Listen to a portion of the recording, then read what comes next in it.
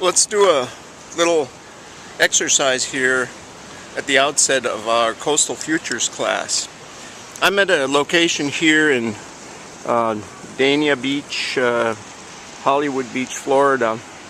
And a few years ago, Hurricane Katrina and Hurricane Wilma both passed through here and created quite a bit of damage. Wilma came from offshore, unexpectedly formed fairly quickly, and swept in this way. So there was a little time for preparation. And I guess the lesson from hurricanes is that they are a form of predicting the future.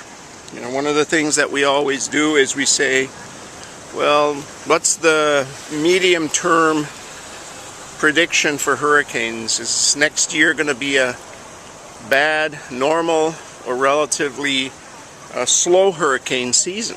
Those predictions are based on a number of statistical indicators and water temperature and other pieces of information that we basically can process and that we can then turn into a mathematical model, and we can say with some certitude that it's going to be stormier than normal or less stormy. And as you know, sometimes those are pretty accurate, sometimes they're not. The longer term prediction, what's the hurricane season going to look like, let's say, for the next 20 years? Are we headed for a period when there are going to be a lot more hurricanes, or is it going to stay fairly static? Well, that's a little harder to do because we're projecting further out. And just as with navigating a boat, if you lay a course, you can steer that course if it's fairly close by.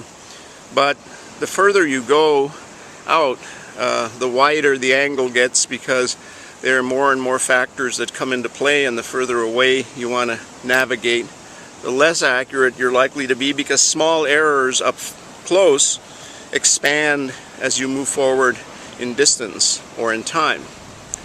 So as you approach this class, think about predicting the future of coastal zones and what kinds of things will be happening, what kinds of things we can be doing and should be doing in the coastal zones, in the same way that you would predict a hurricane. Think of what the variables are that would have to go into this.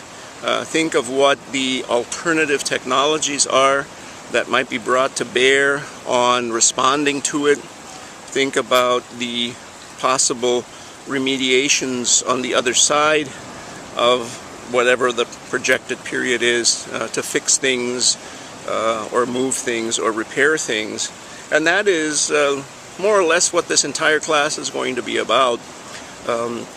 What are the predictions about the future? How do you predict the future? What are the alternative models and views? What are the alternative solutions at the other end of that in terms of technology, construction, new ideas, and so on? And then we can have some interesting discussions about that. So look forward to seeing all of you in the Water World Revisited Futurology and the Coastal Zones. See you on the internet.